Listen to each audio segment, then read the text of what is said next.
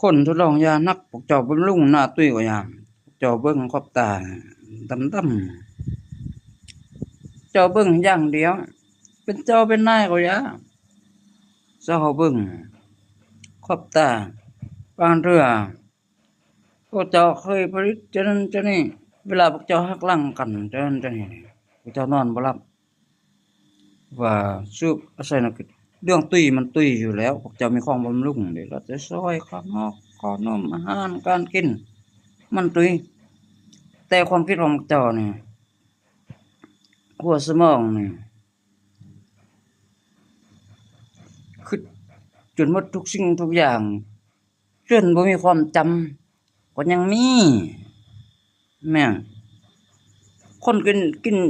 เรื่องลิ้นยานี่เจ้าเบิ่งขอบตานี่คำนอกอันนี้อาจจะ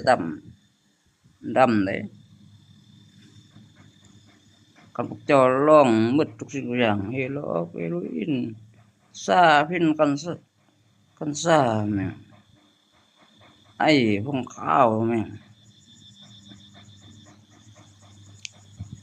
คือว่าอาจารย์ยาว่าเลยย่างไปนี่กันเพื่อนเฮ็ดอันสุดตีนจังนี่แม่นบ่บาด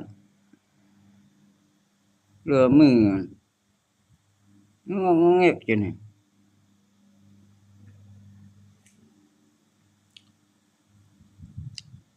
สิเป็นผู้ใดก็ย่านเขาเบิ่งอันนี้ก็เพิ่นเช็ดมือแต่ว่ามือเนาะเราก็แม่นมันอาจจะนิ้วเขาอาจจะมึงหนึ่งก็เพิ่นเด้มันเทื่ออยู่อั่นสร้างอยู่จังนี่มันเข้ากับเส้นประสาทกับเส้นเลือดสุดว่าใจยาสัญญาบุหรี่บ่ได้บ่ฮู้ช่วยลดจกนะเขาลดจกเขาต้องจกหมดทุกสิ่งทุกอย่าง